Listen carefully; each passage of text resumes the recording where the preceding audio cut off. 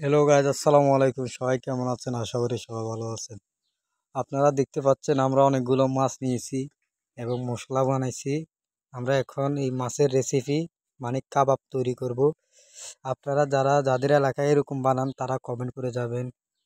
তো দেখেন আমাদের মাছ কাটার প্রসেসিং চলতেছে। মাছ কাটতেছে অপু ভাই, এর সাথে আমরা তার সাথে সঙ্গ দিতেছি আমরা সবাই মিলে।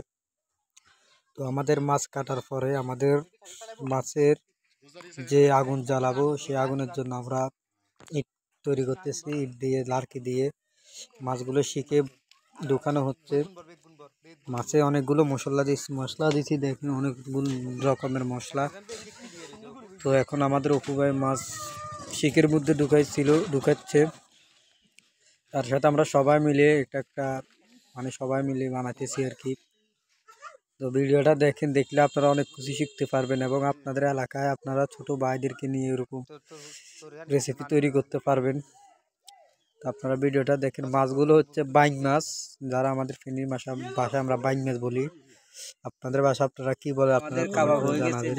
আমাদের মাছ অলরেডি তৈরি হয়ে যাচ্ছে, আপনারা দেখতে পাচ্ছেন।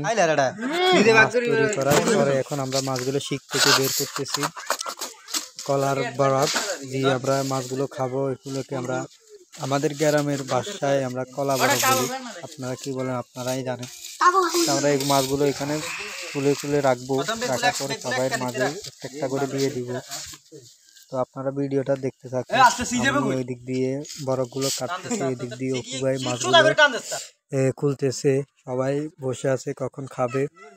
আপনারা ভিডিওটা দেখতে থাকেন। আমাদের রেসিপিটা কেমন হয়েছে তা দিয়ে আপনাদেরকে একটা রিভিউ দিব।